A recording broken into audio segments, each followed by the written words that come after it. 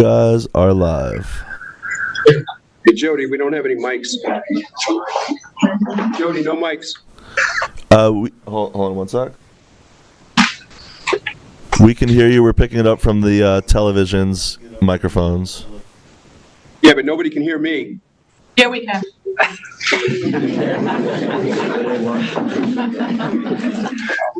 Just bear with it. There we go. All right, so welcome to East Hampton Village. Thank you. East Hampton Village Board meeting. Today is October 18th, 2024. If we could just stand for a pledge. Pledge allegiance to the flag of the United States of America and to the republic for which it stands, one nation, under God, indivisible, with liberty and justice for all. Great, thank you, everybody. So today we have a full house, obviously, and we've got some really nice things happening today. Obviously, we have the police chief for the village is being promoted from captain to police chief, and we have a lot of police here to be part of this crowd and honor Jeff for this great promotion that he's about to get. So I want to thank all the East End chiefs for coming, the retired members. Suffolk, I see Suffolk police are here. So I just want to thank you all for coming. It's a very big day for the village of East Hampton. Jeff will be the 9th police chief in the history of the village since 1920. So it's a big day, like I said, and it not only is a big day for Jeff, it's a big day for the village and a big day for me because Jeff is not only the police chief, but he's a very good personal friend of mine. So I'm honored to be able to do this. And if I could call Jeff up, we're going to do this right now. So I know everybody has busy days and we can make this formal.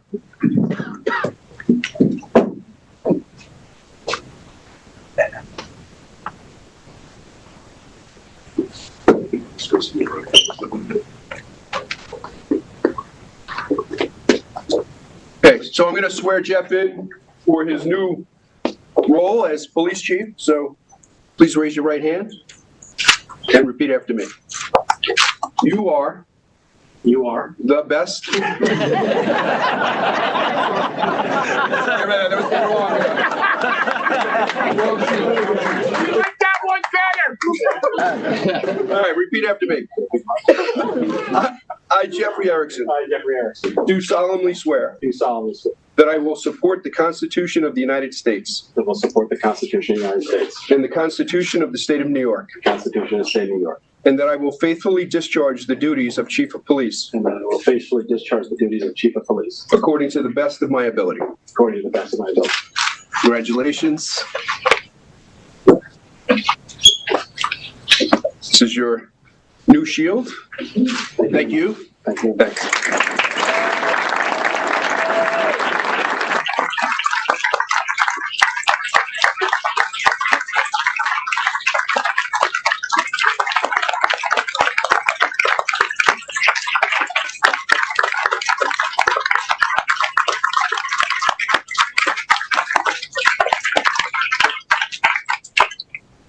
Thank you very much. I just want to say a couple of words. It's a little overwhelming, to have the support, and I'd like to thank everybody for being here.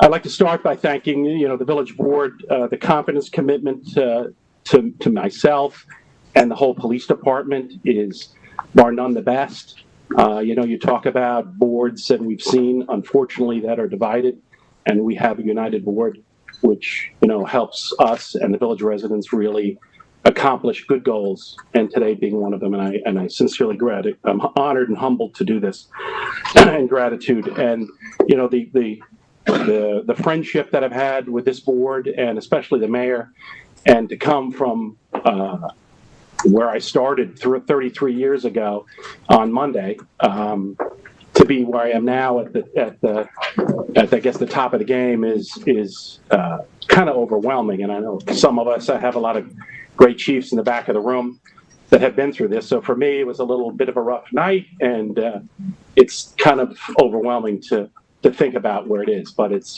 truly an honor to do this, and I couldn't do this alone. I'm at the tip of the spear. But my men and women that work for this department are bar none. The support are unbelievable. The dedication, the residents, the overwhelming phone calls I get about the great work and the caring is really a tribute to them. And I just, I accept it. And it's nice to have that. My secretary, Sue Bird, I couldn't do this. She does the program. I'd wear the uniform. So it's without Sue, I couldn't do this. And Marcos, I don't know what to say. It's everything every day. The funding, the answering the questions, and making this police department the best it can is a tribute to you and your dedication, budget-wise, and it's amazing. So I thank you. It makes it easier. My job and the men and the women, really, and the residents should be happy to have you. Thank you. I'd like to thank, you see I have joining an elite group in the back. I have a lot of chiefs from the East End here, and I appreciate the guidance and the support that they've given me for this last year that I've been kind of like as seen on TV acting. So I know I reached out to them, and I appreciate you gentlemen back there. I've got Jimmy Kieran from Southampton, Chris Isola from Quag, Chief Mike Sarlo. I got brand new Steve Gratton from Southold. I got Rob Drake from Sag Harbor. Academy classmate Jimmy Reed, a buddy of mine there, Mike Kubek, inspector that I went to the academy with. And I see, look at that, Carl in the background. Carl, can you stand up a little bit, Carl? Thank you. Recently promoted to lieutenant. So thank you, gentlemen, for coming. And then a little thing that we do here is my 91-110. And I've got 9110. Some people, when I go 91-110, I've got some really good people. We started 33 years ago Monday, October 21st, 1991. I walked through the doors of the Suffolk County Police Academy with 125 individuals I've never met before. And this career is none other than different than any other, because now I've got brothers and sisters for the rest of my life, and a tribute to some of them that have made the trek out here today. Lou Tatone to Charlie Tramontano. I got Kevin Dushman, who stood next to me in the platoon for 6 lovely months. So been through the trenches. So that class that I have is a special group, and I thank you all for coming out here. To my ESU teammates that, without going too deep into that have been in the middle of the night with me, and I've had your back and you've had my back doing some extraordinary things for this town, for Southampton town, for this county, is amazing, and I was happy to be a part of that. And I appreciate the support that they've always done. I have friends in this room. Chris Anderson, I didn't know anybody when I came out here. And that guy has been a friend of mine since I walked through the doors here. I was an Up Island carpetbagger back in '91, came in here because I needed to break the gene pool up and have some other people out here. And I appreciate Chris, our friendship, and thank you. To the locals and the residents, it's an overwhelming support that I've gotten. People on the street. I was just with the mayor yesterday at Chamber of Commerce. The people congratulating me, and the support that I get when I speak to them. It really is a testament to this community and the small town that we have here. And it's a privilege to work here. To my mother-in-law, Pat, unfortunately my father-in-law isn't here. Rocky, my daughter Julia, who's in college, my beautiful wife, Trish. I couldn't, and we know this, I couldn't do this alone. I've been here 33 years, a lot of guys that have done this, a lot of nights, a lot of holidays, and especially the last year has been a little rough, studying. You have that monkey on your back, for this chief's exam that the chiefs in the back can attest to. It's, you're putting the cart in front of the horse. So you don't want to let the village board down. You don't want to let yourself down. You don't want to let the family down. You don't want to let the department down. And it was a long wait. We took it in March and waiting September. So it was a long road to get here. And I couldn't have done it without my wife. I had a wonderful career. I have no regrets, from a PO to a sergeant to a lieutenant to a captain. I taught DARE. I was a member of the SWAT team. It's been an extremely rewarding career for me. overwhelmed with emotion and humbled by this. It's really been a dream here to move through the ranks and move up to the pinnacle of your profession. And I thank the support of the mayor and the board for putting me forth. And I hope I can do half as good a job as I see Chief Tracy in the back and all the predecessors, Chief Larson, and follow through some big footsteps to take care. And it's been a dream, and I also thank God for it. Thank you.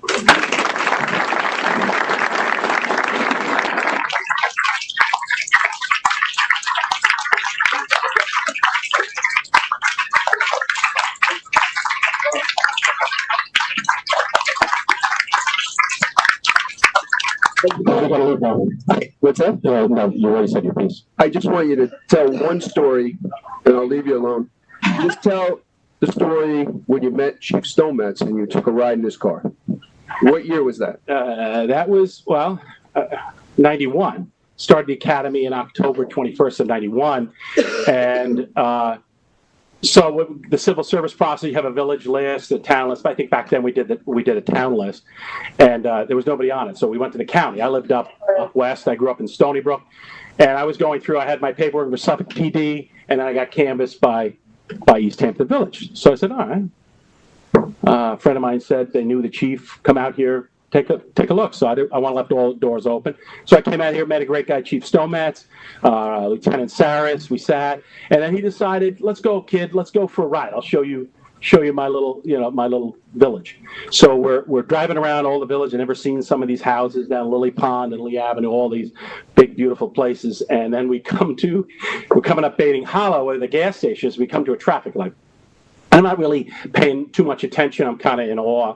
And all of a sudden, the Chief Stonemetz goes through the traffic light. I didn't know it was red at the time, and he blew through the stop sign of the traffic light. We got T-boned. And that's a good point, because that injury, thank you for bringing that up. That's a 207C injury that still, I think, is on the books. And Marcos, we need to document that in the contract, because I still can't move my neck that well without assistance. So it was funny. The first time I was here, I'm like, well, that's interesting. I got into an accident my first 10 with the chief of police, and that was an interesting start to my career here. Yeah. So thanks. Yeah. Thanks. Thank you. Congratulations, Jeff. All right, so we're just going to take a 2-minute break. What do you want? Photos with the Yeah, we're just going to do a couple of photos, and then if the PD would like to leave and not sit through the rest of the meeting, that would be great. I have refreshments for anybody in the police. Please come back and partake. I know, especially with my law enforcement friends, I want to take some photos. So thank you. So let's just take a couple of minutes, take some photos with the board, and then we'll get back to business.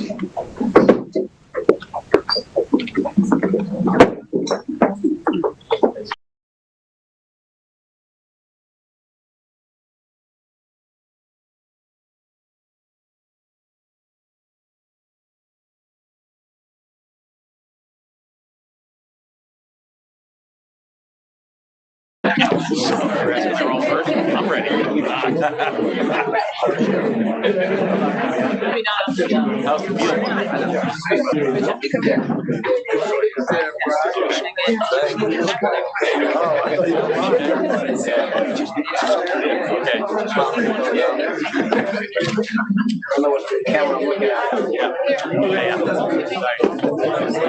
No blanket. Yeah. It's a big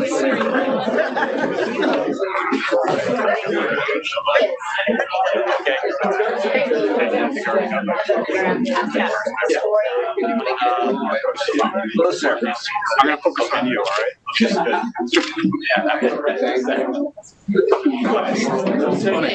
Marcos, you don't want to get in one? No, it's all right. It's a rock trip. I know.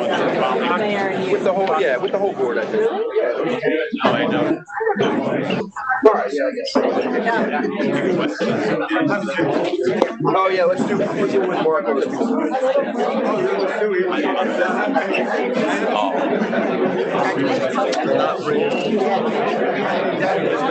Good. Trish.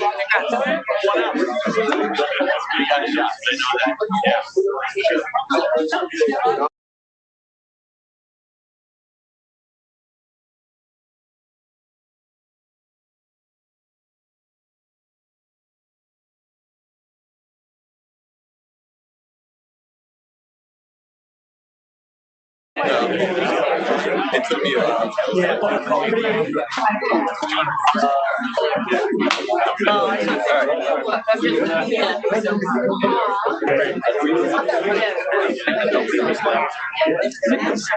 Just trim it.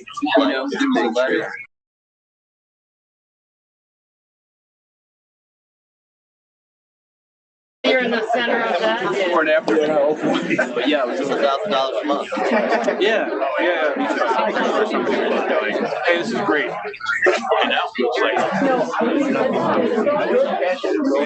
So you just, One more. Marcos.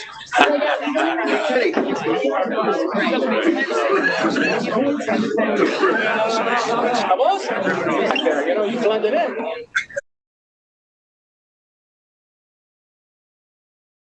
Too, right? Look that way.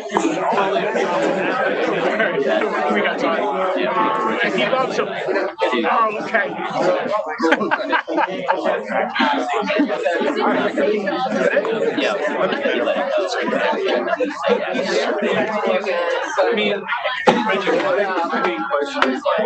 Somebody mentioned legacy baseball. One of my favorite things ever was a couple weeks ago. I don't know if you were over or we were over. Like going to wearing your shirt. I do. And you're like, you're not going to the street. You're not. You know, I'm interested in next job. Please. Absolutely. Tommy John.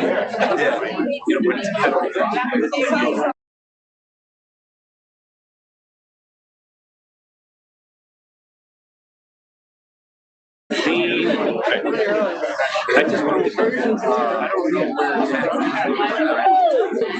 don't know where it's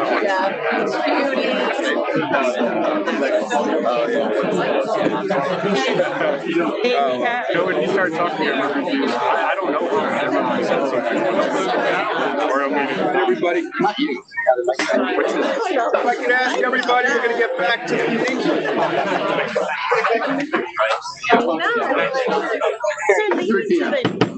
Everybody, I can ask everybody. I got to get the meeting started. All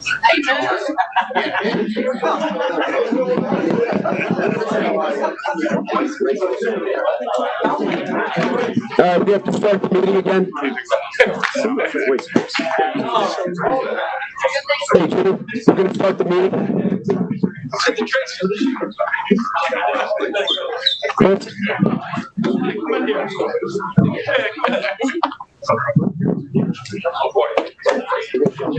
So they're still doing photos. All right, we're going to start the meeting. So what I'll do is I'll waste a little time while I have a couple of announcements to make. So on Saturday, we have the homecoming for the first time since the middle 70s. We're going to have our homecoming football game in Herrick Park. The parade starts at 11 a.m. and the game starts promptly at 1 p.m. So that's going to be an exciting weekend. So we're looking forward to that. Unfortunately, I'm not going to be here, but it should be a great time. Chris is going to be there. Sandra, you guys are going. It's going to be a nice time. So thanks to the school for doing this. We're really excited about it. So we're happy to have it. Well, we are having on October 26th, we're having our first Optimum 5K at Main Beach. It's to benefit the East Hampton Village Foundation. And that will take place at what time, Marcos?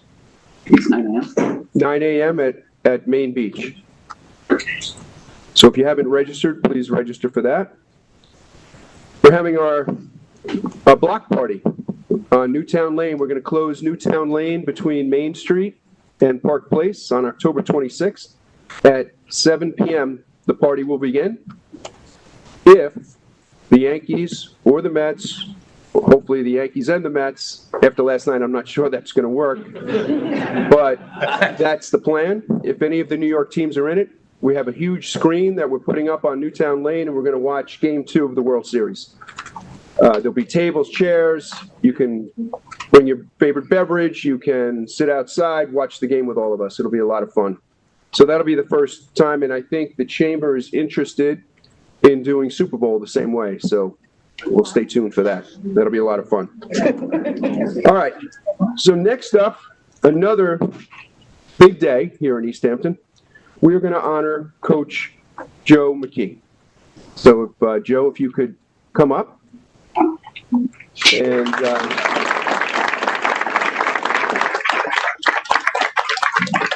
now, I have known the McKee family forever. Sorry.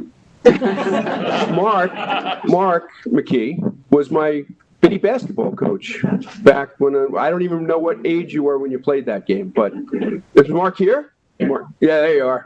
So the whole McKee family are just amazing. It's an amazing family. That's all I can say. They're so involved in our community. They coach every aspect of our kids. And the other day I was walking by Herrick, and I don't know if you know this, but Joe has coached the little guys and girls, I'm assuming, flag football. And if you ever go out there on a Friday night and you see him with all these kids, and you've got that McKee voice, and it's just amazing to watch. So if you haven't seen that, please go out and see that. And then to do what you're doing with our football team, reuniting that and bringing that back full strength, it's just an amazing thing you do, Joe. And I was walking by Herrick Park the other morning, and we lend light towers to Joe so he can set up different fields. So at night, the fields are all lit, and they're little kids, so they don't need the full football field, so we set up several football fields. So we lend him the light towers. And I was walking by the other morning, and I'm like, it's just amazing what this guy does. I mean, you think about it, I've coached Little League for years, but my kids were in it. Like, you don't have little kids in this, but you still are out there every day and doing this for the community. And I just said, he needs to be recognized and honored for what you do. So that's why you're here today, and I really appreciate everything you do. And I know the community, look at everybody's here to support you, and it's just an amazing day.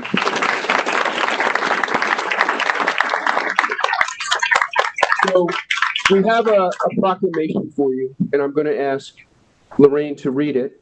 It's quite lengthy because you have a very long. And then I'll stand up and I'll present it to you, and we'll take some photos. Whereas Coach Joe McKee has dedicated countless hours and tireless effort to the East Hampton High School Bonnet football program, breathing new life into the team following the challenges posed by the COVID-19 global pandemic. And whereas Coach McKee has not only rebuilt the football program, but has also brought renewed pride and excitement to the community, leading the team with passion, integrity, and a deep commitment to the values of sportsmanship and teamwork. And whereas under his leadership, the Bonnet football program has become more than just a team. It has become a symbol of resilience, unity, and community spirit, demonstrating that with determination and hard work, any obstacle can be overcome. And whereas Coach McKee's influence extends far beyond the football field, as he has been a mentor and a role model to countless students, teaching them the importance of perseverance, leadership, and the strength that comes from working together towards a common goal. And whereas the celebration of 100 years of Bonnet football is a testament to the enduring legacy of this program, a legacy that Coach McKee continues to strengthen through his dedication to both the sport and the students he coaches. And whereas Coach McKee's contributions to East Hampton High School and the larger East Hampton community have left a lasting impact, instilling pride in players, parents, and residents alike, and reminding us all of the power of teamwork and the importance of community spirit. Now, therefore, I, Jerry Larson, Mayor of the Village of East Hampton, on behalf of the Board of Trustees, do hereby proclaim our deepest appreciation and recognition for Coach Joe McKee, for his exceptional leadership, his commitment to the Bonnet football program, and for bringing joy and pride to the entire East Hampton community. In witness whereof, I have hereunto set my hand and caused the seal of the Village of East Hampton to be affixed this 18th day of October in the year 2024. Hashtag Go Bonnet.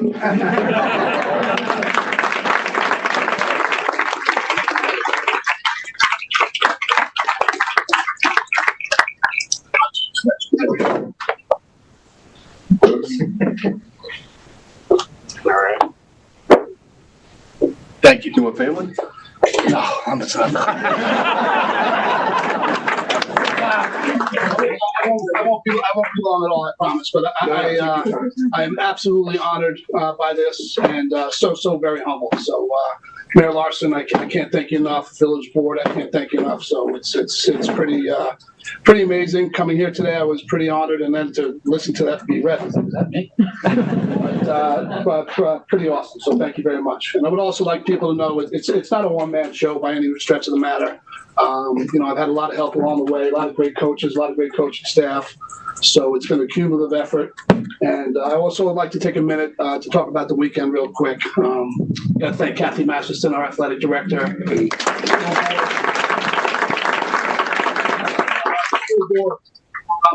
I've been coaching football for almost 30 years now, but I've been the head coach since 2015. And, I've had this vision of having a game up at Herrick Park.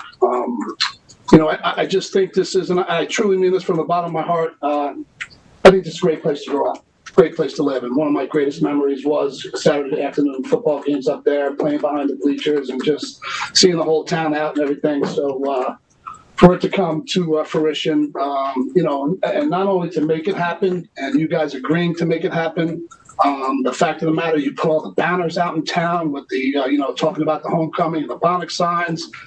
Then for the last 2 weeks, I've been going up to the field to check on it. You guys are working there every single day. A month or so ago, you thatched, you fertilized, you seeded, you watered, and that field came in pretty nice. So, words cannot even express how appreciative I am and how thankful. So everybody, thank you so much. I appreciate it. Thanks, Joe.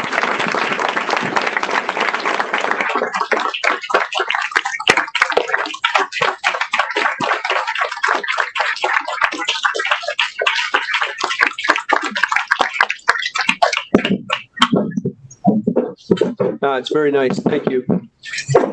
Again, it's not insulting if you need to leave. The rest of the board meeting is pretty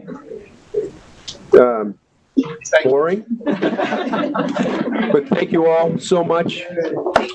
See you Saturday. Yes, there's that voice.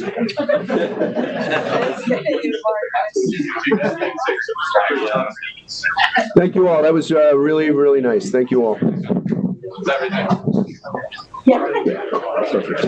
forgot about you.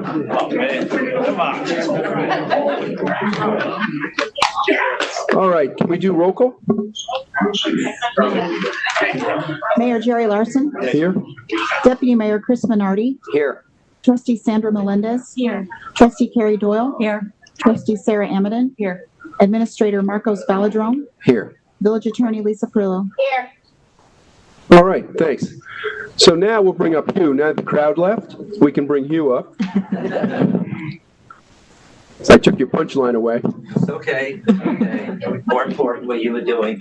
Also tomorrow at 10 o'clock, there will be a Hall of Fame induction ceremony at the high school. There's one team and 2 individuals getting inducted into the East Hampton Athletic Hall of Fame. Also tomorrow at 5 o'clock will be the Goody Garlic Witchcraft Tour, and I'm bringing my Hampton's Whodunit bag to it. Okay.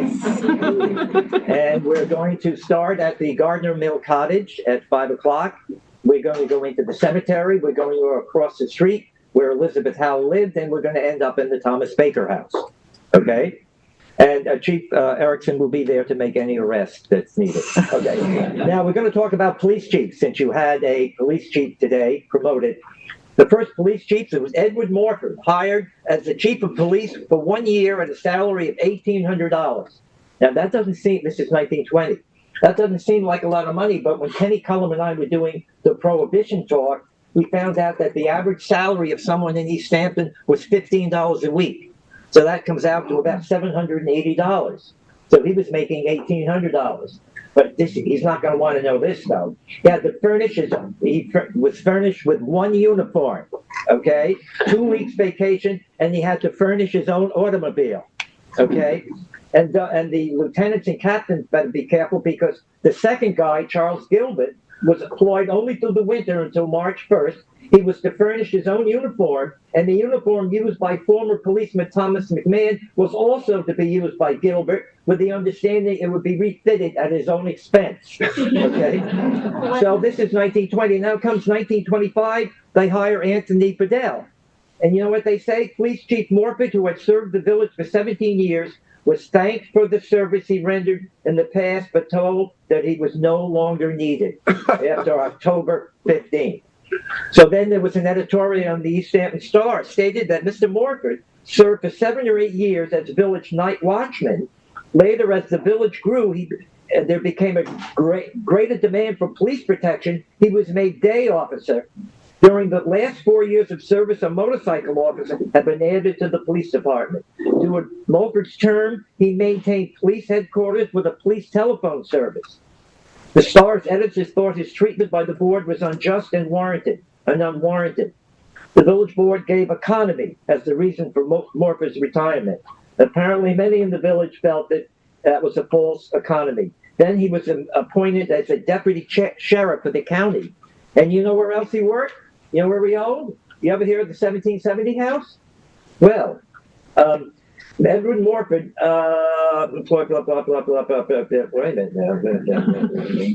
wait a minute, I'm sorry. Here it is. He was a manager of the East End Hardware Corporation. He opened up Dayton Lane and cut it through to Church Street in 1926. Okay, that's Edward Morford. And one more thing about the football team. You ready? Dave Cheney told me this story. The first game, one of the first games was against Southampton. They were really good. Pop Cheney was the coach. He told the team, when they kick off to you, you kick it right back to them, because we have a terrible offense.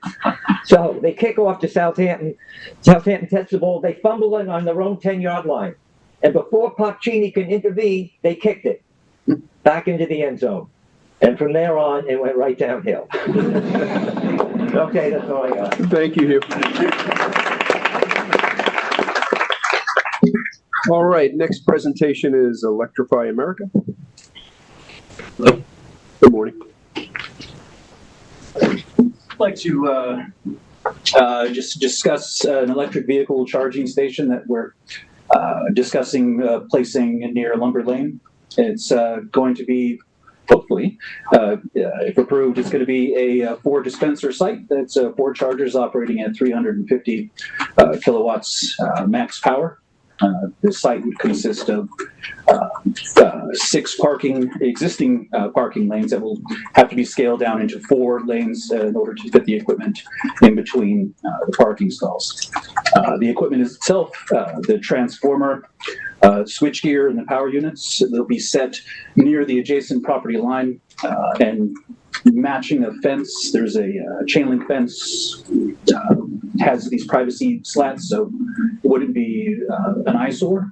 And not sure what else I can say about it. No, that's great. Man. Oh, yeah, here we go. Is it free for? No. Okay.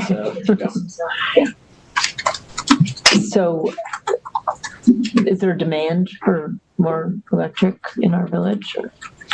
I would imagine yes. Right. I believe we only have the one fast charging station here. This is the Tesla on Osborne Lane. Right. Which we originally were going to install our chargers along in the same parking lot. That didn't actually work out. So. And what kind of cars do your cars electrify? And any car can use the charging. Yeah. The connector type is a CCS connector. And even if you don't have a CCS connector like a Tesla that has a NACS connector, you can use an adapter to use our station. Yeah, that's good. Does it work for Teslas too? Yes. So it works for all electric cars? Yes, it does. I like the location. It's close to the entrance to the park. It's easy to walk to town, so while the car is charging, people could walk into town, have lunch, grab a cup of coffee. As opposed to where it used to be. It used to be at the other end of the parking lot, Yeah, over by Pleasant Lane. So I think this is a better location. So it's just moving it, or has it It's already just been moving. there? What's happening is we've noticed that there's a charge point location with 2 stalls, and they're constantly being used right now. And then you've got the equipment that's kind of deteriorating. It's been a long time, so we have to replace it. But, so this is at no cost to the village. But, but yes, they are charging for those vehicles that want to use it. But this would be removing it from the 2-week lot in a sense and bringing it down to the 24-hour lot, closer to the park, closer to the downtown. It just makes a little bit more sense and gets it away from the neighbors at Pleasant Lane. Great. Anybody have any questions? So I don't have an electric car, so I don't know, but when you plug it in, you have to pay for the electric? Yes. And then who do you pay? Well, the owner would be Electrify America. We would take those funds, but you pay directly at the. I'm sorry, if you're asking about how do you actually pay at the. Oh, both. So I pull into the spot, I plug my car in, and then I credit card, or is it remembers your car, and then you pay for the electric? Correct. Is there a scale, like, are the fees the same as our other lot? Is it the same?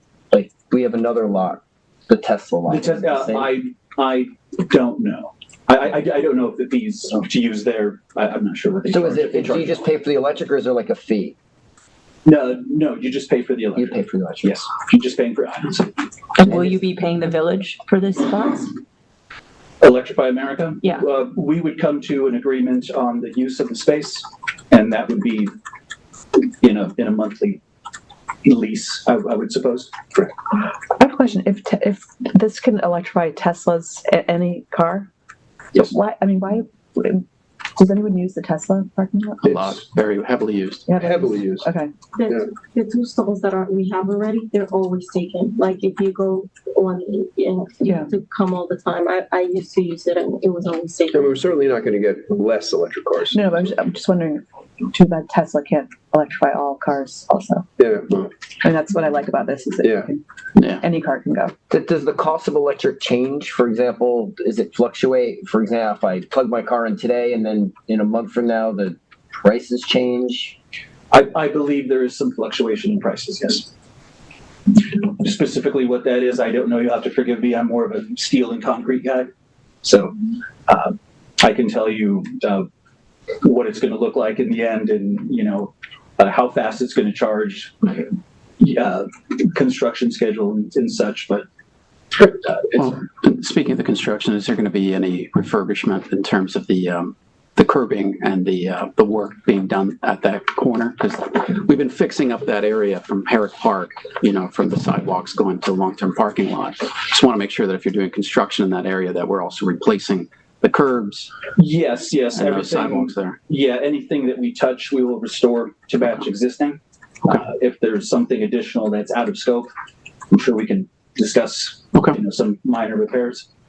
In the end, we would like to have the station have a presentable, nice look. So rather than just dumping it into an area that may need some existing repairs, we want it to look nice. I asked this question the last charging station is that we have schools all around that area and parks. Is there any way for a kid or even an adult to electrocute themselves or get harmed? Like they said, there's no way in the others. No. You can't stick your finger. You can't do anything. No. It doesn't turn on until the car is connected.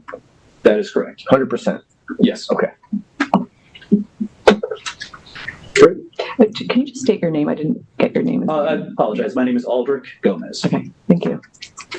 Great. Anything else?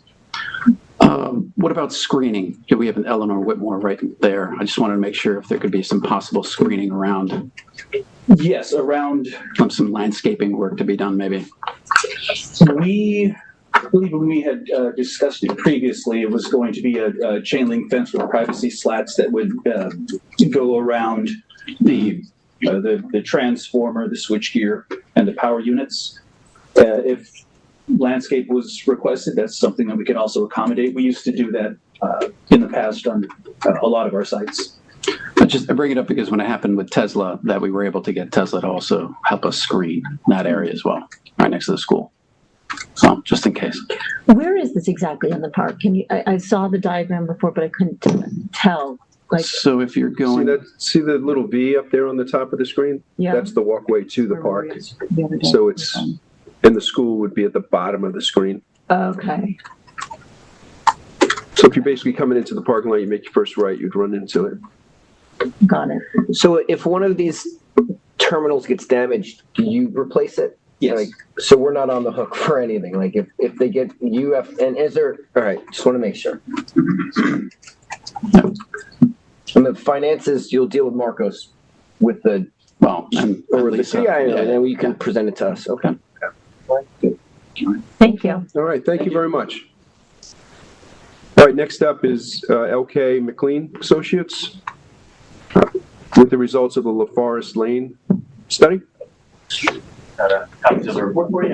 Yeah, just to bring everybody up to speed, a few months ago, the board was asked to take some action on LaForest Lane, make it a one-way street, and the residents were complaining that the speeds were extremely high.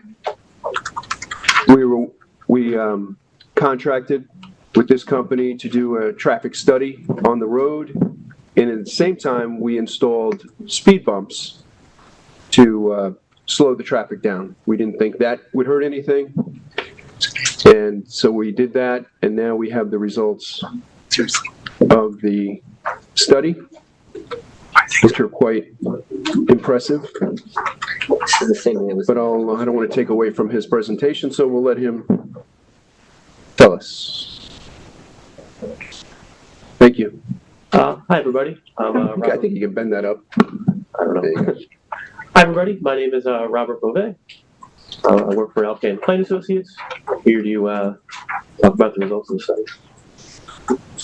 LK McLean Associates, the company, has 2 offices in Brookhaven. We get the 1 office in Hicksville. Can everybody hear? No? So louder? Yeah, maybe, or speak closer to it. Louder? Sorry. There you go. That's great.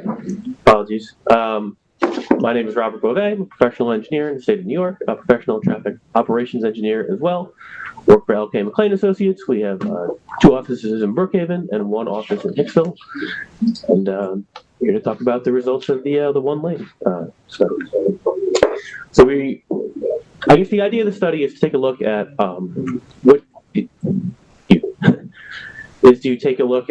what you would need to do if you wanted to make it one way and the consequences of that and whether that would make sense to do. And so the first thing we started to look at was take a look at the existing volumes on the roads, the existing speeds on the roads, the crash history of the roads, the geometric conditions of the roads, the intersections on both of those roads, and then detail the findings in a study. So, study like this, first thing you do, you go out to the site, take a look at it. We took measurements, took photos. We wanted to know the pavement widths of both roads, what the intersections, the surrounding intersections looked like. We did traffic counts using automatic traffic recorders. We wanted to look at volumes and speeds on both roads. We took a look at the crash reports. We foiled from the DOT. We looked at the MV-104s. And then we did a speed study using that data from those automatic traffic recorders.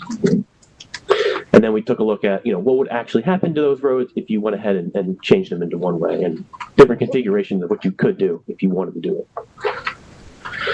So in general, the study area, LaForest Lane is the road to the west here. Jericho Lane is the road to the east, and then it's bounded by Georgica Road up north, and then Aquabog on the south. The general area is mostly low-density residential. They are 2-way stops for both north and south on both roads, both Forest and Jericho Lane, 2-way stops.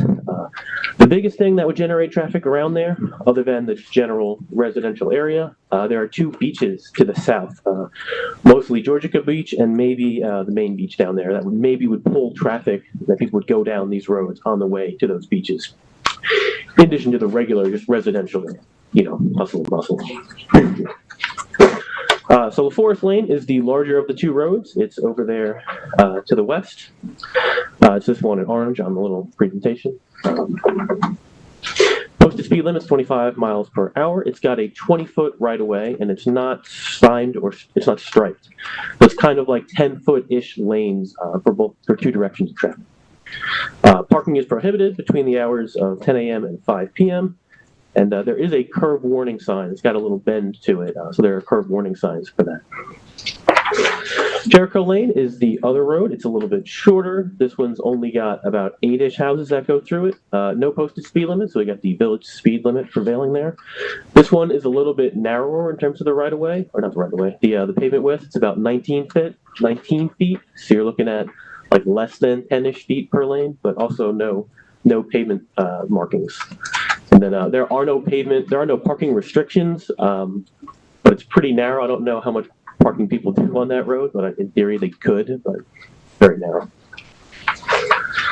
So the first thing we did after visiting the site was we set out these automatic traffic recorders to take a look at the amount of volume and the speeds of people who drive down these roads. And we did these counts during 2 different time periods. We did them in March, so kind of the off-peak, and then we did them in early August, so we get the peak of the summer. And so if we just look at the volume counts, for example, in March on LaForest Lane, that road does about 360-ish vehicles per day. And then in the summer, that number shoots up to about 760. So it's about just a little bit more than double. And then a lot of that, it's a lot of the East End towns out here, you just see more volume in the summer, but you might also see more people using these roads to go to those beaches during the summer. That would be the major attractor of trips during this time. And then Jericho Lane has less volume than LaForest Lane. It's about 140 during the off-peak, and then about 400 during the summer. You see, it's generating much more traffic, but it's still less than LaForest, but certainly more during the summer than in the spring. Now, in terms of speeds, we looked at both average speed and the 85th percentile speed. The 85th percentile speed being the speed that 85% of the people who drive down that road, that speed or slower. So it's capturing pretty much everybody, but you're always going to have people who drive faster because that's what people do. So in general, though, so for LaForest, in March, we saw people driving at about, on average, maybe 26 miles an hour, and then the 85th percentile speed about 31 miles an hour. And then, as mentioned earlier by the mayor, they did install speed bumps between the March counts and the summer counts. You can actually see, if you look at the summer counts, that travel speed is actually down. So the average speed in the summer is about 21 miles an hour, and the 85th percentile speed is 25 miles an hour. So you can see those 3 speed bumps are having the intended effect. They are slowing down traffic. And they also have, we looked at that curve warning sign. The Federal Highway has this procedure for setting advisory speeds on curves. We looked at that procedure just to take a quick look, because there's no advisory speed for that sign. So they would recommend downposting it to 20 miles an hour, but because the AADT of the road, the average annual daily traffic, is less than 1,000, it's only a recommendation and not a requirement. So no change needs to be done to that if none of this. Then we took a look at the speeds on Jericho Lane. Similar thing, but obviously no speed bumps installed on Jericho between the two time periods looked at. The speeds are still reasonable slow. I mean, the average speed is about 26 miles an hour, and the 85th percentile speed is about 32 miles per hour. And then in the summer, no real change, still about 25 and 31. So even though the volumes went up about triple on Jericho Lane between March and the summer, you're still seeing the speeds roughly about the same, and they're not very fast. And then crash analysis, of course, you always want to look at the roads. We looked at all 4 of those roads. We looked at LaForest Lane, Jericho Lane, Aquabog, and then Georgica.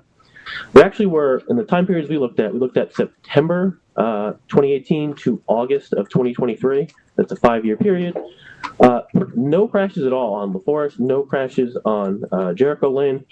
The crashes we did see were on Georgico and Aquabog. We had a collision with a deer, collision with a utility pole, somebody hit a parked car, and then there was a bit of an overtaking crash on, I think it was Georgica. But no crashes on the 2 roads of interest. And so one-way operation in general, why do we want to do it? When do we see it? We generally see it in dense urban core. You generally see it as a couplet. So it would be one road going north or south, or one going east and west, kind of to allow operations that way. What it would do, the benefits for it, if you had 2 super constrained roads, like 2 roads, let's say that were like 8 feet wide and 8 feet wide, if you were to make it one way, that traffic would flow better than the 2 when the 2 cars are kind of, when the 2 lanes are kind of tight. It also helps pedestrians cross the road. You have better improved mid-block crossing because the pedestrians now only need to look one way to see traffic.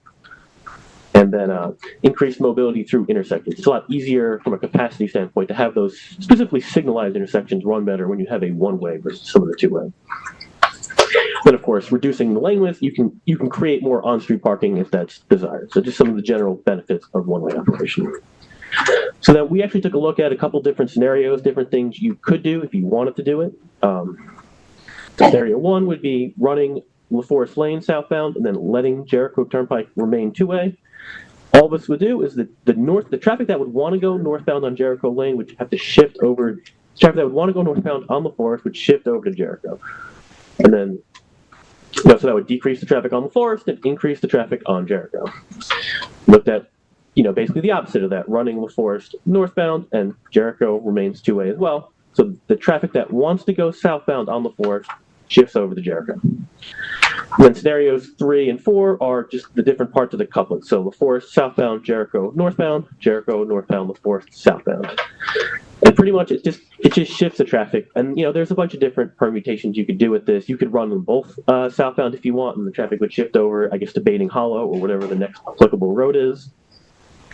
Many different ways you can do it. Ultimately, and all these things, if you allow it, would basically shift the traffic from one road to another road or from both roads to a different road. It wouldn't affect the demand, it would just kind of shift it around. So ultimately, from a conclusion, we don't recommend that they make the change to one-way.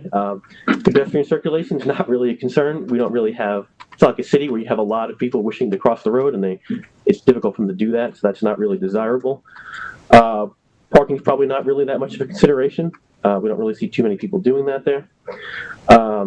We talked about shifting the traffic.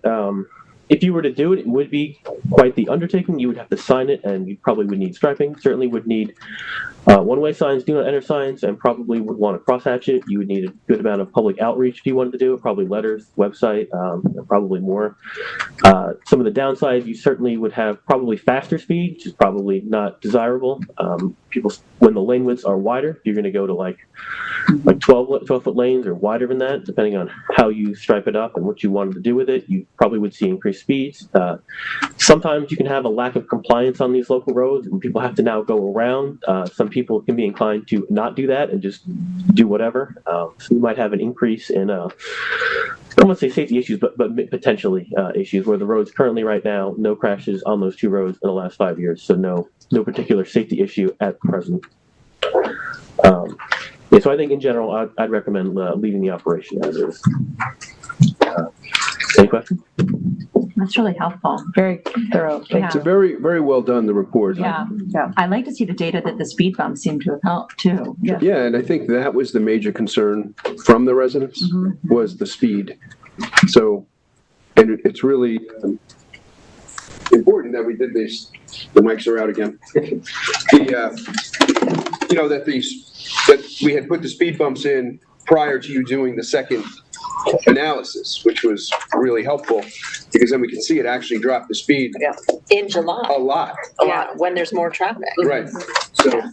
I think it's good. It's also useful just to confirm that it would just be a shift to another street and there would be no benefit to doing this. Right. And it would make the cars go faster. Yeah, because they do. And then if they assumed, as you said, that it was one way and someone's whipping down there, then a car could come up the other way. Yeah.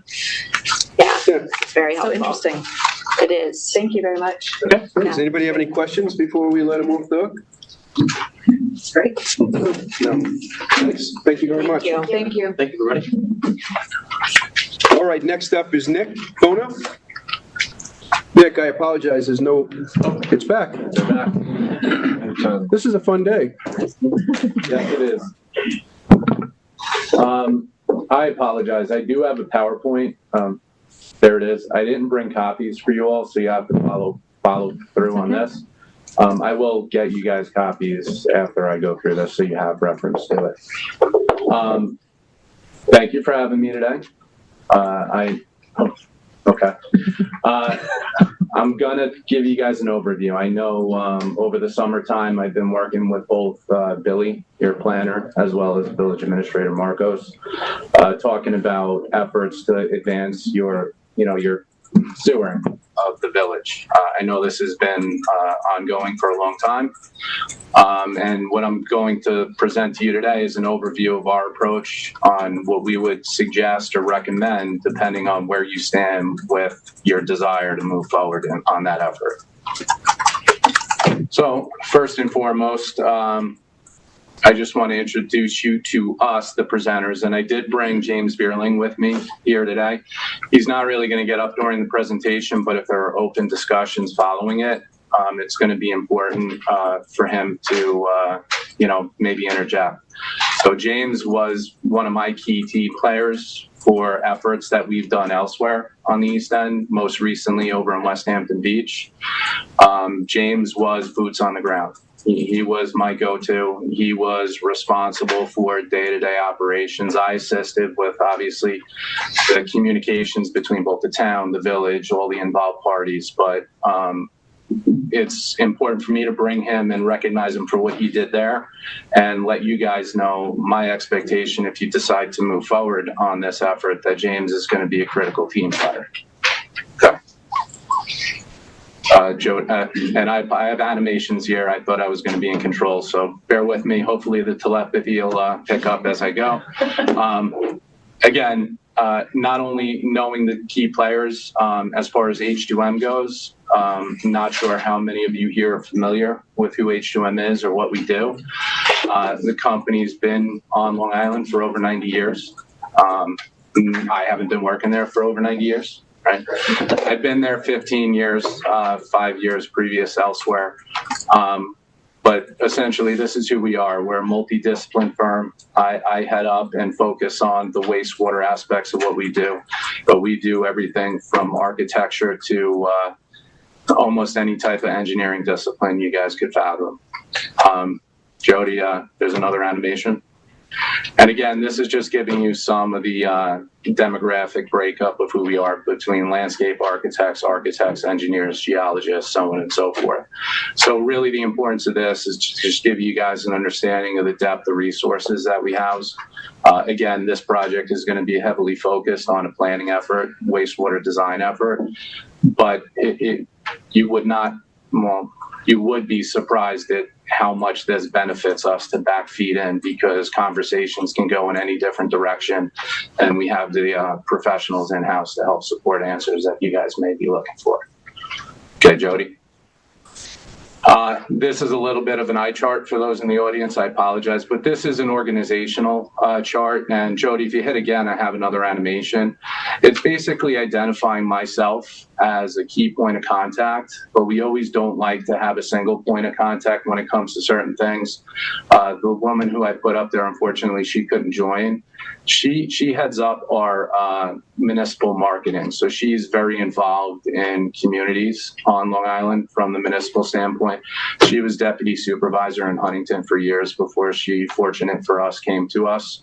Her name's Pat Del Cole. I don't know if you're familiar with her, but my intent is if we do move forward, she can provide some of that insight from the government side, because she has years of experience on it. When it comes to special district formation, administration, any questions on what it is for a village or a community to own and operate an asset such as wastewater infrastructure. So she really is an important resource, and I wanted to highlight her on this.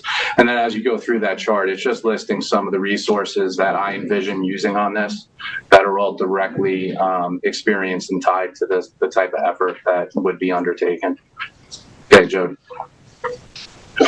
As far as our understanding and all the conversations I've had with both Billy and Marcos, the goals, the way I understand, it is directly tied to improving your water quality that underflows into Hook Pond. I know there's been a lot of efforts and studies both through the School of Marine and Atmospheric Sciences with Dr. Gobler. I know there have been other consultants engaged and have looked at different issues associated specific to Hook Pond, but also Georgica. I know your downtown, your main village, is really in the Georgica watershed in terms of the areas that we're focused on. And then another aspect of this that we would dig into and to really get a clear understanding is optimizing as of right use within the downtown commercial core area. Just to highlight that, and I do have another animation, Jody. So I did kind of pull up and take some excerpts out of some media articles, and I mean, there's so many that you can choose from directly associated with the village. And to a larger extent East Hampton as it pertains to water quality evaluations. But this one is directly citing, I think this is from 2021. It's citing a presentation I think Dr. Gobler did on behalf of the town of East Hampton. I think he had worked with you as well regarding Hook Pond and Georgica Pond. And, you know, he identified a value in providing centralized sewage treatment for certain areas, because you can reduce 50% of the nutrient loading that's otherwise contributing to the harmful algal blooms and the hypoxic conditions that you get, as well as get that nutrient out of the groundwater that's impacting your water resources that you guys rely on for drinking. So the as of right optimization that I highlight as a second goal, there is a certain reality about providing sanitary infrastructure that then opens the door for things to happen. And I'm not going to say that can't happen or it won't or it's not desired.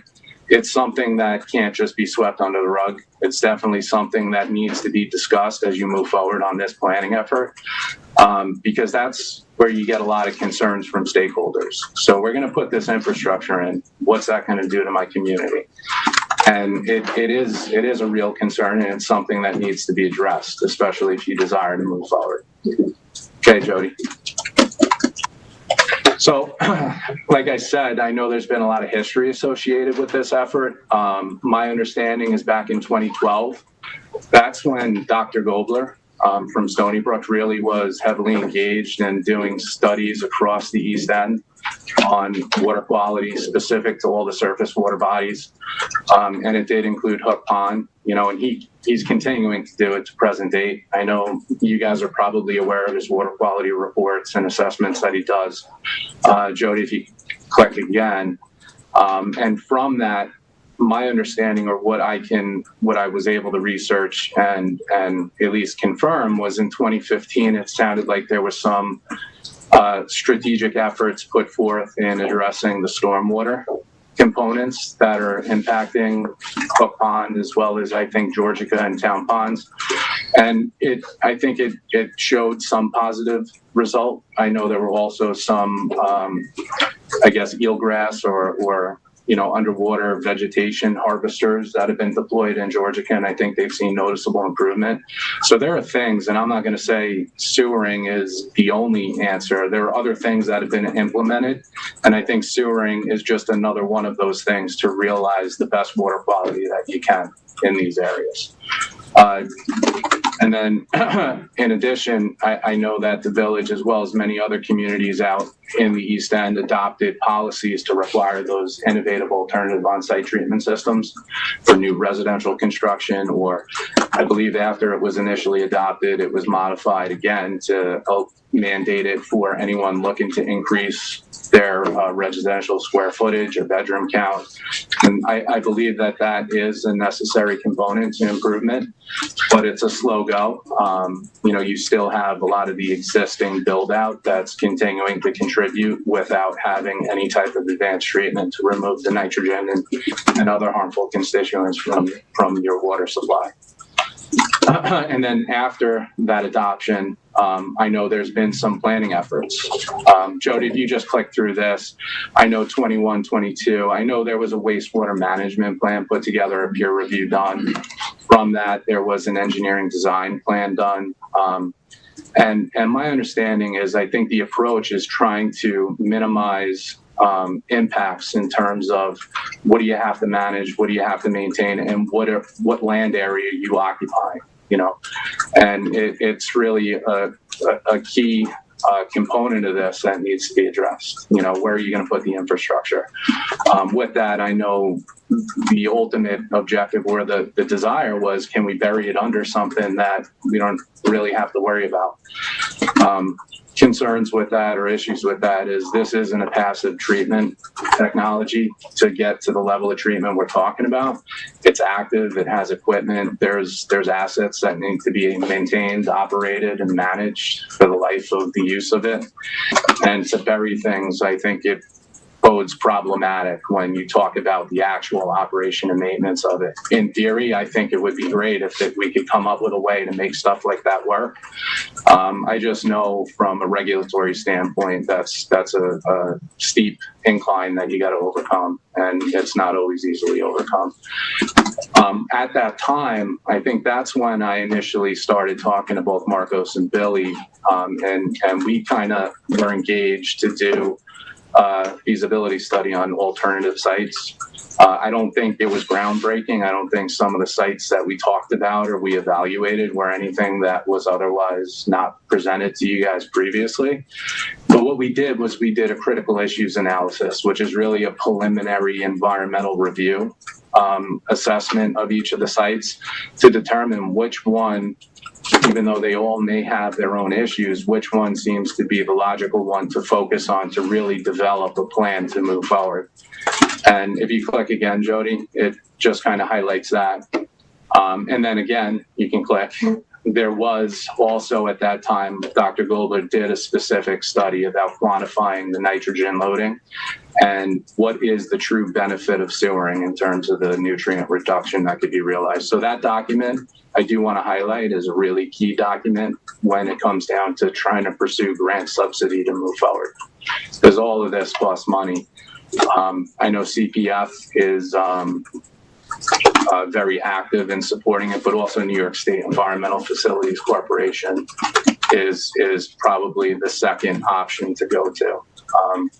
In our experience, you know, we were fortunate, like I referenced with James, working with West Hampton Beach in the amount of funding that was able to be secured, where as far as the capital expenditure, it's my understanding that they didn't incur any debt service, that they had to bond anything. They were able to cover costs of the actual infrastructure, installation, design, all through sourcing grant subsidy because of the environmental benefits that were able to be justified. So that Dr. Gobler report is a real key element when you're going to apply for grants. It's showing that legwork has been done and there's quantification on how much you can actually improve your environmental situation. Jody, on to the next. So how to move forward. This is basically a synopsis of the scope of work that I had put together from conversations with Marcos and Billy, and I broke it down into 3 separate tasks. And the task 1, what we would be looking at is a preliminary infrastructure design and cost analysis, okay? This is really just sitting down, confirming, what are you guys looking to sewer? I know boundaries have already been identified. I know there's been preliminary routes and technology discussions.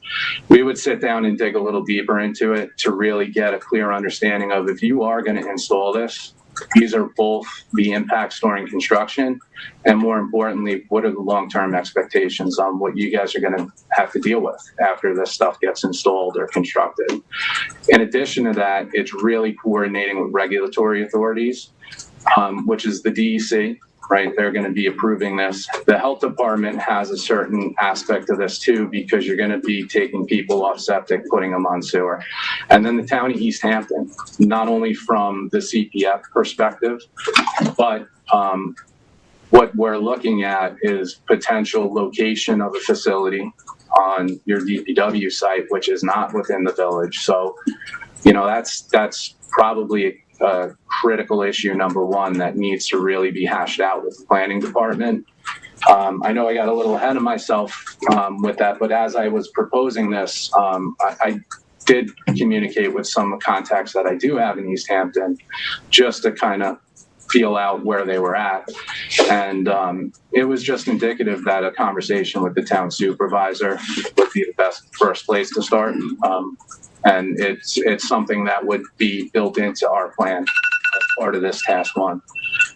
And then again, preliminary design. So we would have to justify why we're selecting certain equipment or recommending it, and then what are the costs associated with that. That's task 1. Task 2 is the actual map and plan. So the map and plan is that comprehensive report, that planning document that you need to identify, this is our special district service area, this is the infrastructure, this is why, and this is the cost implications. This is a legal requirement within village law, so if you're going to create this district, that's really the meat of this exercise, is getting to that point to have a map and plan that outlines everything from the engineering to the planning to the actual cost implications. And then one more time. And just back on the map and plan, when you get to that point, we would put together this document. There would be communication between us, the village stakeholders, to that point. Once that document's done, there would be an initial hearing. When everyone's okay, or they think they're okay with the plan, we would present that. You would get comprehensive feedback to go back to the plan, and is there anything that would need to be tweaked? Once you get to a point of acceptance on it, the board could elect to move forward, say, yes, we're good. We want to put forth a permissive referendum to establish a district, and you would give the community 30 days to respond if they wanted to go to vote. So it doesn't require a vote. From my past experience, again, I'm not a lawyer. We could talk about that as part of this, but it would be subject to permissive referendum to do this action. And then task 3 is another element of it. It's the state environmental quality review. So as we put the map and plan together, we would do a full environmental assessment form, and we would put together a draft scoping document. The elements here, Jody, if you click again. The elements here is we would assume this to be a type 1 action, which requires the full environmental assessment form. So we can at least initiate review. And then depending on how the village determines the environmental impacts, it would either end there or it would trigger an environmental impact statement if there was additional studies and analyses that would need to be done to really clearly identify the mitigation to any critical issues that come out of that effort. So that, in a nutshell, are the 3 tasks that we had scoped out and what I understood needed to be the first steps to advancing on this front. Jody, if you click one more time. All right, and then the key elements for success, again, it really starts with communication and getting town stakeholder support for the conceptual plan. And that map, I know it's hard to see, that's from our site SDP, or sewage treatment siting feasibility study.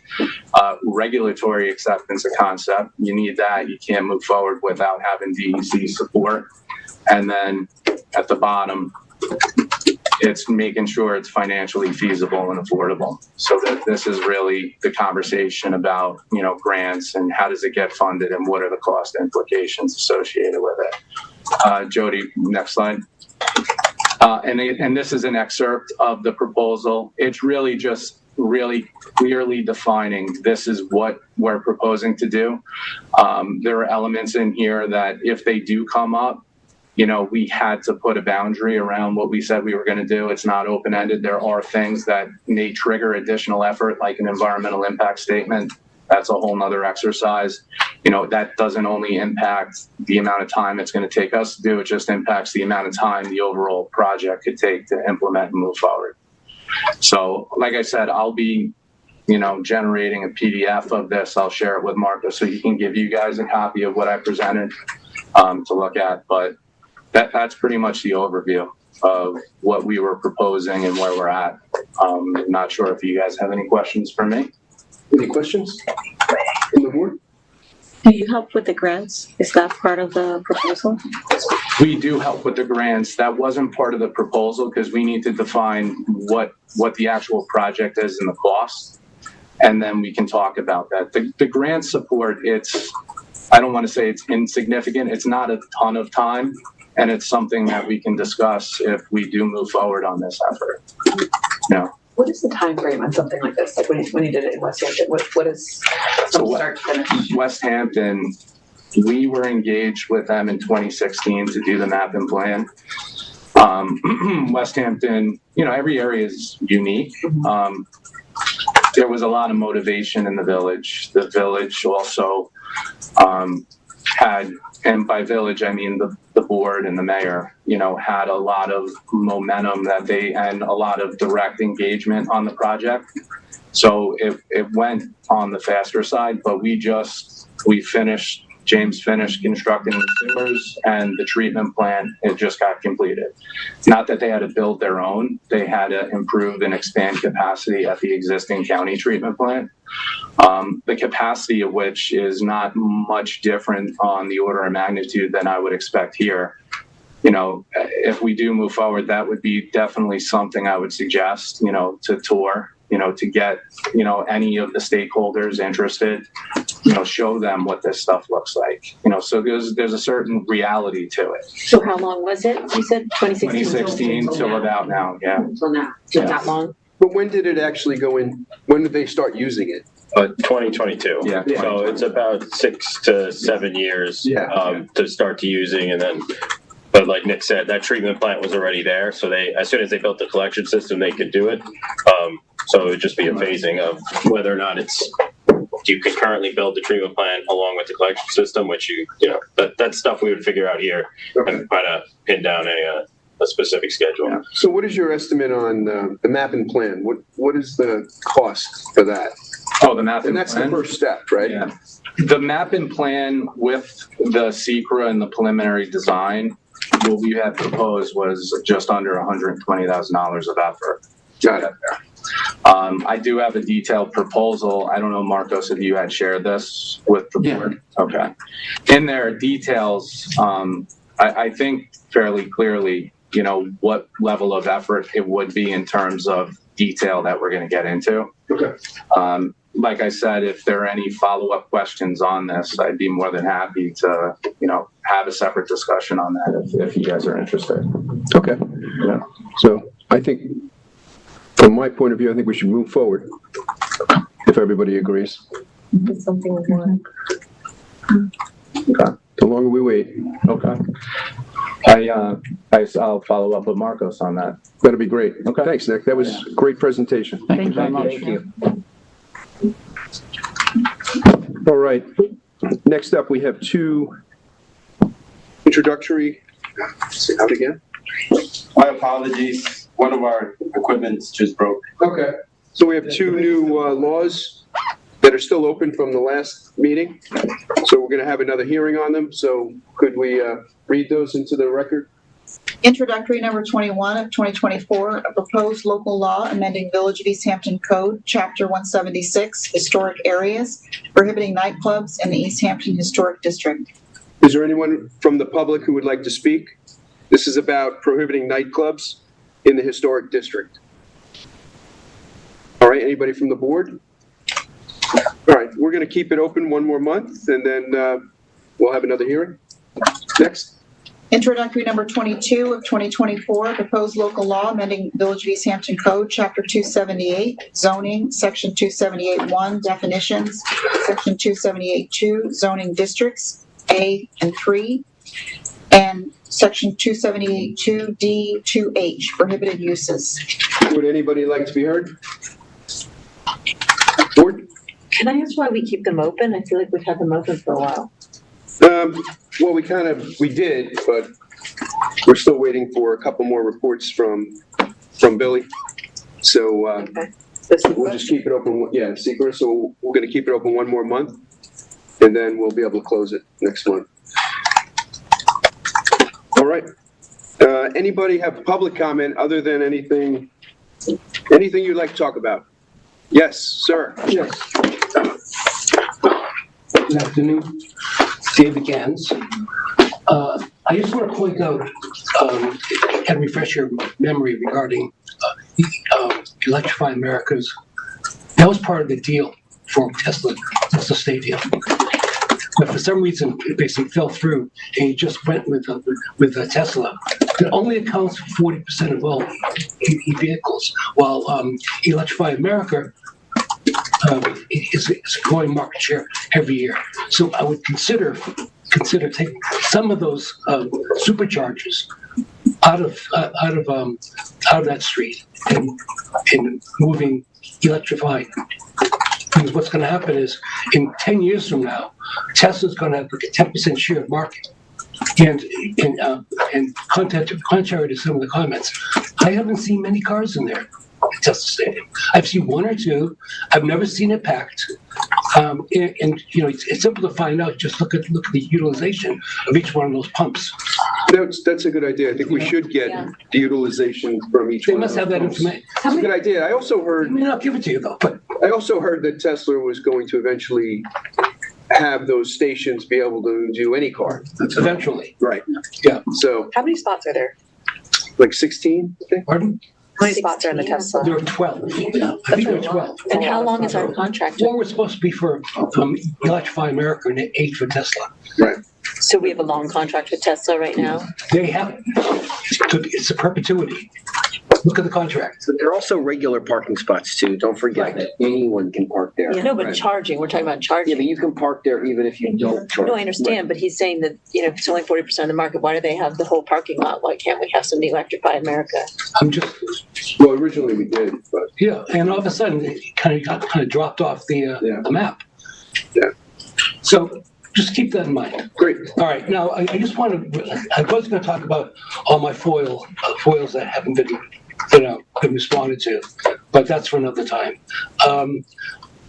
But there's one foil that I'm interested in.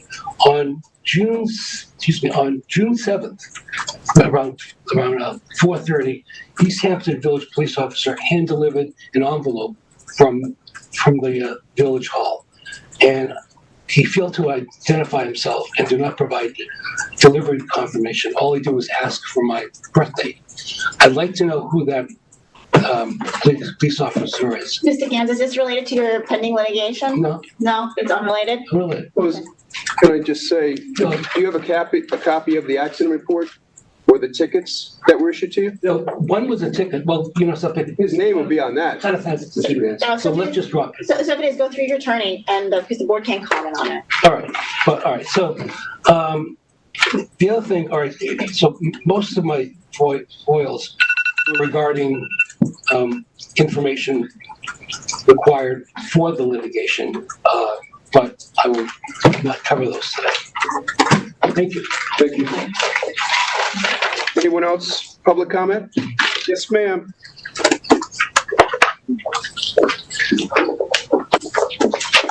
Yay, we're into the fall, so I've got a little bit more time right now. Gloria Frazee, East Hampton Village.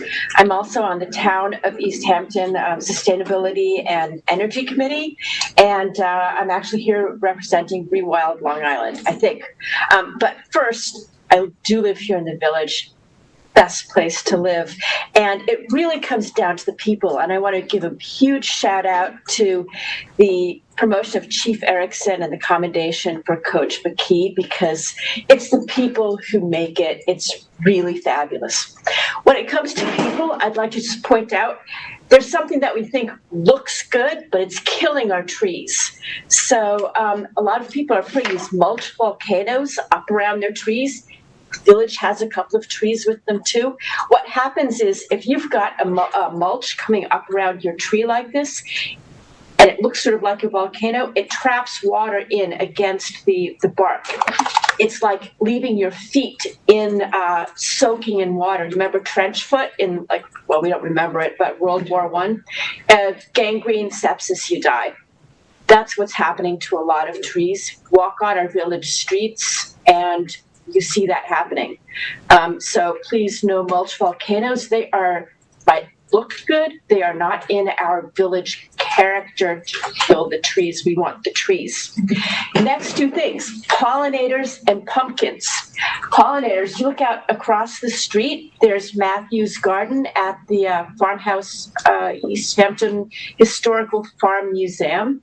You'll notice that it's being renovated, more plantings. We invite the community to come help with that, to invite more pollinators here. We will be there on Monday at 11:30, planting more native plants. A lot of the pollinators we have require native plants. They don't recognize non-native plants. Even if you do a slight change, like a variegated leaf to change the colors of the leaf a bit, the native pollinators no longer recognize that plant. So they're not getting the nutrition they need. So we're not going to get the nutrition that we need from all of the plants that they pollinate. Chocolate, no native pollinators, we're not going to get chocolate. Right around here, tomatoes, native pollinators. It's not honeybees, it's bumblebees. So that's the whole pollinator thing. Join us. Pumpkins. Soil is really important too. About a third of all creatures on the face of the earth live in soil. And when you buy plant food, you're really not buying food for the plants, you're buying food for the creatures in the soil. And then they take the nutrients in the soil and convert it so the plants can use it. So we really want to make sure that we're putting nutrients and helping those creatures that are in the soil, because we depend on them for our own lives. With part of this, pumpkins, we are also East Hampton Compost, and this summer we collected more than 8,000 pounds of food scraps right here in the town of East Hampton. We are going to continue through the winter. There's a drop-off nearby that's being worked out all winter, and we will be collecting pumpkins and gourds after Halloween to compost them and put them back into the soil so that we work on our soil health here locally instead of trucking it goodness knows where and shipping it around the island. Is there a collection spot? Yes, there is. We will be on November 2nd and 3rd at Share the Harvest Farm Stand on Long Lane, November 2nd and 9th at the Montauk Community Garden, and we're looking at mid-November location, maybe the 16th, also at Share the Harvest. Pumpkins, gourds, make sure that there's no paint, glitter, wax, or glue. Nothing you wouldn't want popping up in your garden. I was just at a few of us were at a seminar recently, and there was a presentation by New York State about grants, and they had a grant for food scrap collecting, composting. I don't know if that would help you, or, it is out there though, so. It would, yes. Yeah, so if you go on New York State's website, Okay. in fact, we can get you the link. Super. But they had a grant just for that, which I thought was interesting. Yeah. Yeah, we started last year. We removed about 3,000 pounds from the waste stream. This year, it's been 8,000 so far. Next year, we'd like to quadruple that if we can. It's part of the summer program that we hold for the high school students. So this summer we had 20 interns. They did more than 1,000 hours of community service all around here, including at Matthew's Garden across the way and with the compost. And they're starting to do composting at the high school also. That's great. Great, yeah. But thank you again for all your involvement. It's incredible. And we need more people. It's really the people that build this community. So thank you. Thank you. All right. Is there anyone else for public comment? Andy, did you have something? No? All right. We're going to move into resolutions, and then we're going to close the meeting. There'll be no executive session after this. And then we'll enjoy their Halloween. Just so everybody remembers, we do close down the streets up on Sherrill and Osborne and make a real safe area for your kids to trick or treat. So please take advantage of that. I know the residents up there love it. Yes. They love it. They buy pounds and how much chocolate or how much candy do you buy? A lot. Thousands of dollars of candy. You need at least 5,000 pieces of candy. 5,000 pieces of candy. So make sure you visit those homes. And that's when you hand them out individually, one piece per customer. Yes. Yeah, if you come late, you get all the rest. We usually get 7 to 8. Where'd David go? I want to make sure he has his house open Or for dental every floss. guest. Where'd David? He left? Yeah. David Gantz? Well, I'm sure he'll participate. The foundation has candy assistance, so if anyone out there needs a little extra help buying all the candy, please contact the East Hampton Village Foundation. A couple people have taken advantage of that. Yeah, every year we get a few people that take advantage of the candy assistance program. I might have to take advantage. What would it be? CAP. Yes, our CAP program. So please take advantage of that. All right, let's go into resolutions. Okay, Great. resolution number 581 of 2024, approved claim vouchers for the month of October. So moved. Second. All in favor? Passed and carried. Number 582, approve warrants as listed. Number 8, guarantees. Number 9 and 10, general fund. Number 11, general fund warrant. Number 12, capital fund. So moved. Second. All in favor? Aye. Passed and carried. Resolution number 584, approve departmental reports. So moved. Second. All in favor? Aye. Passed and carried. 585, approve appointment of Jeffrey Erickson to the position of police chief, Village of East Hampton, from civil service list per September 18th, 2024 memo from Administrator Marcos Valadrone. So moved. Second. All in favor? Aye. Passed and carried, and congratulations to Jeff. Exciting day here at East Hampton Village. Next. Resolution number 586, approve the police chief employment agreement with Jeffrey J. Erickson effective retroactively to August 1st, 2024. So moved. Second. All in favor? Aye. Passed and carried. Number 587, resolve the 2024-2025 village budget is hereby amended to increase appropriations in the amount of $134,683.51 for expenditures for the new roof installation at Home Sweet Home, funded by the Capital Reserve Fund as per permissive referendum. So moved. Second. All in favor? Aye. Passed and carried. Thank you very much. You're welcome. I didn't want you to get wet up there. Wow. That was some expense. Thank you. Thank you. We're taking it out of your salary. Okay. Resolution number 588, approve appointment of Lisa Dorch and Joseph Rose as members of the steering committee for the comprehensive plan update. So moved. Second. All in favor? Aye. Passed and carried. Number 589, approve acceptance into the Home Sweet Home Museum collection circa 1975 black and white photographs of Panago Mill and Home Sweet Home, gifted by Jim and Olivia Brooks. So moved. Second. All in favor? Aye. Passed and carried. Number 590, deem surplus and dispose of one HP Z600 workstation computer, East Hampton Village ID 1639. So moved. Second. All in favor? Aye. Passed and carried.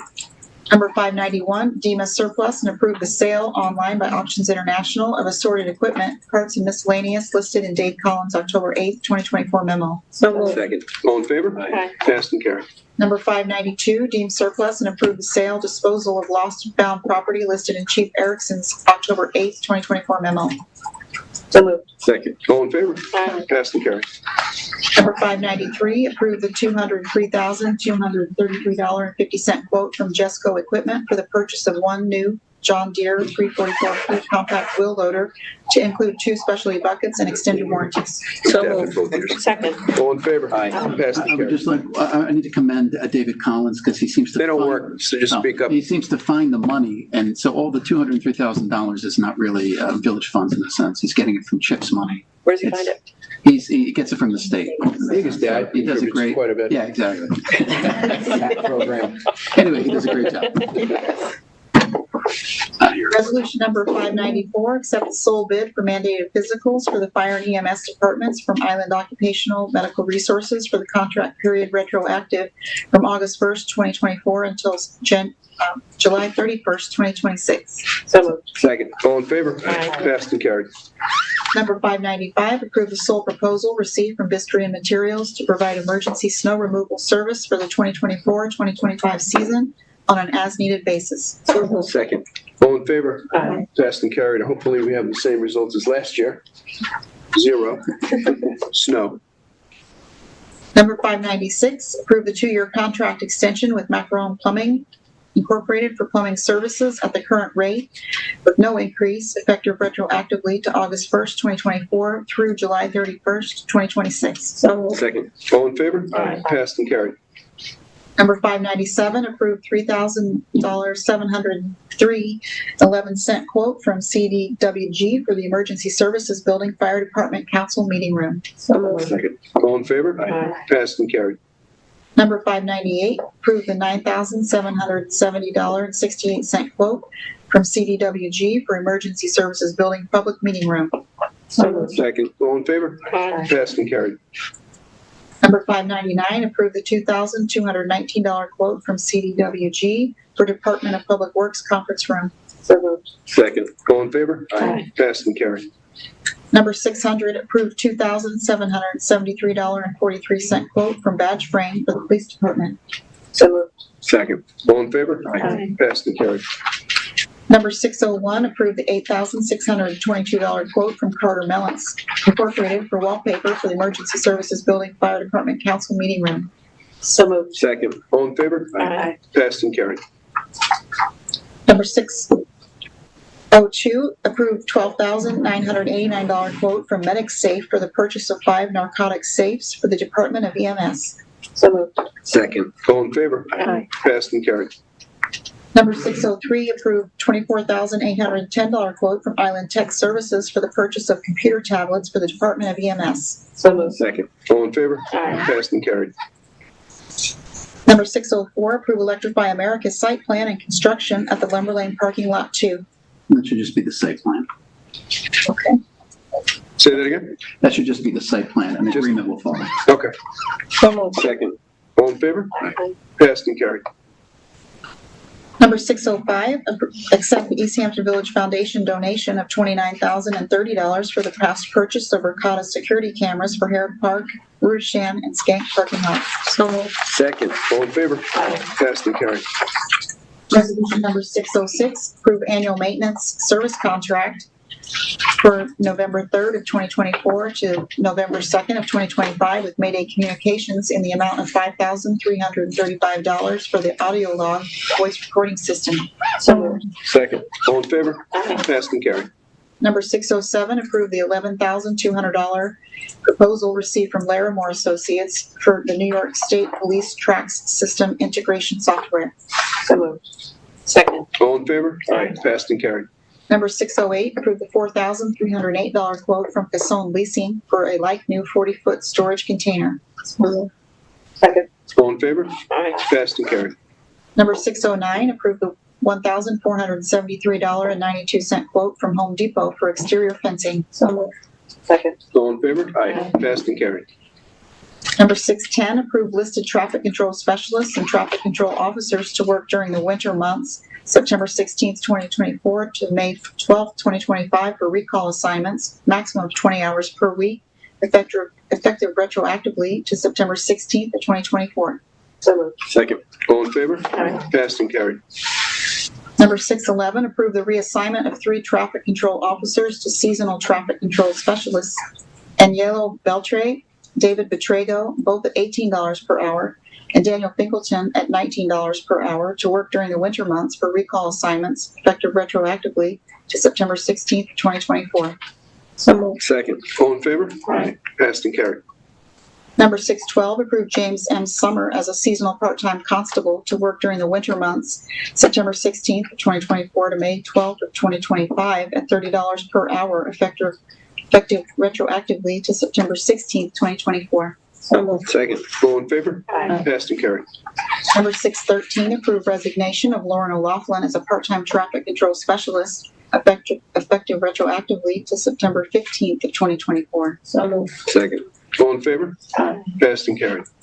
Number 614, approve employment of Lauren O'Laughlin as a part-time laborer at $25 an hour, effective retroactively to September 16th of 2024. Second. All in favor? Passed and carried.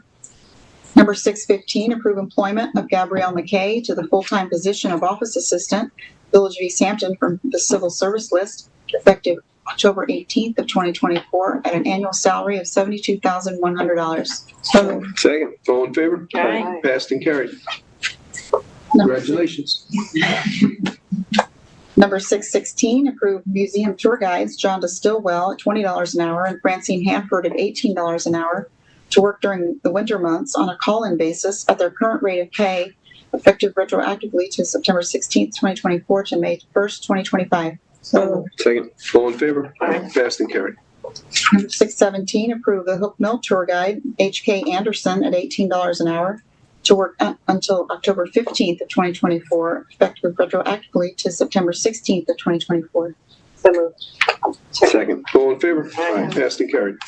Number 618, approve the seasonal laborers for the Department of Public Works. Drew Smith, Jason Bruner, Lucy Emptage, Diane O'Donnell, Justin Zorbo, James Amadon, Donnie McGovern, Holly Nealand, and Skylar Minardi at $25 hourly, effective retroactively to October 16th, 2024.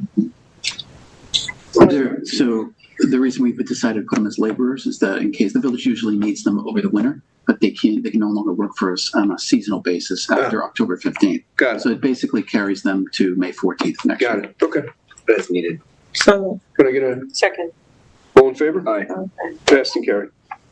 number 619, approve the $137,331.94 payout to Detective Christopher Hansen, retiring November 4th of 2024, to be paid on November 29th, 2024, from EBLAR for accumulated time. So moved. Second. All in favor? Aye. Passed and carried, and congratulations to Chris. He had a long career with the village, and he decided to retire.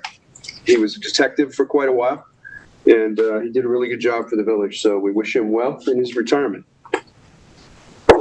Resolution number 620, notice of public hearing to be held on November 15th, 2024 at 11 a.m. at the Emergency Services Building, 1 Cedar Street, East Hampton, for introductory number 23 of 2024, proposed local law amending Village of East Hampton Code, Chapter 192, rescind and revoke the moratorium on tennis court and pickleball court conversions. So moved. Second. All in favor? Passed and carried. Resolution number 621, notice of public hearing to be held on November 15th, 2024 at 11 a.m. at the Emergency Services Building, 1 Cedar Street, East Hampton. Introductory number 24 of 2024, a proposed local law amending Village of East Hampton Code, Chapter 278, zoning, Section 278-3A, area setback and coverage requirements. 17, tennis courts and pickleball courts on residential property C and D. So moved. Second. All in favor? Aye. Passed and carried. Resolution number 622, notice of public hearing to be held on November 15th, 2024 at 11 a.m. at the Emergency Services Building in East Hampton for introductory number 25 of 2024, a proposed local law amending Village of East Hampton Code, Chapter 196, noise, Section 196-1A, 8, 9, 10, and 11. So moved. Second. All in favor? Passed and carried. Resolution number 625, approve the purchase of 4 2024 vehicles from Whitmore Buick Chevrolet Incorporated at the total purchase price of $312,000 to be upfitted at Commander Fleet and leasing agreement through Community Leasing Partners. So moved. Second. All in favor? Aye. Passed and carried. And you'll notice we skipped 623 and 24 because we left those hearings open. So we'll deal with those next month. All right. Can I get a motion to close? So moved. Second. All right. Our meeting is over. Thank you all for coming. Thank you, Today, guys. but all for good reasons. Thank you. We'll get those mics fixed.